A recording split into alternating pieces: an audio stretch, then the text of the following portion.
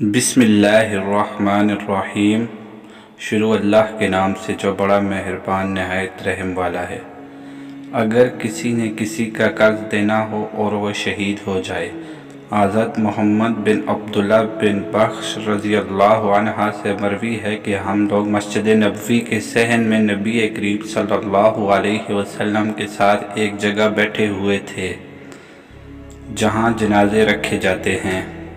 آپ صلی اللہ علیہ وسلم نے اچانک اپنی نظر مبارک اوپر کی طرف اٹھائی اور جھکا لی، اپنی پیشانی پر ہاتھ مارتے ہوئے فرمایا، سبحان اللہ، سبحان اللہ، کیسے کیسے سخت عذاب نازل ہو رہے ہیں۔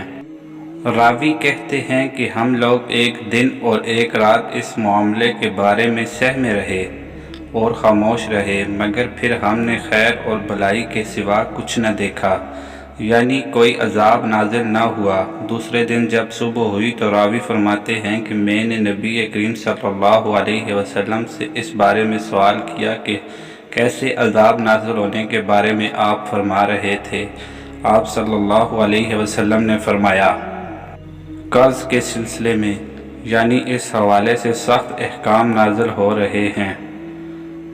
پھر آپ صلی اللہ علیہ وسلم نے فرمایا، اس ذات کی قسم جس کے قبضہ قدرت میں میری جان ہے، اگر کوئی شخص اللہ کی راہ میں شہید کر دیا جائے، اس کے بعد زندہ کیا جائے اور پھر شہید کر دیا جائے، پھر زندہ کیا جائے، پھر شہید کر دیا جائے اور پھر زندہ ہو جائے اور اس کے اوپر قرض ہو تو وہ جنت میں داخل نہیں ہو پائے گا جب تک اپنے قرض کو ادا نہ کرے یا اس کی طرف سے ادا نہ کر دیا جائے۔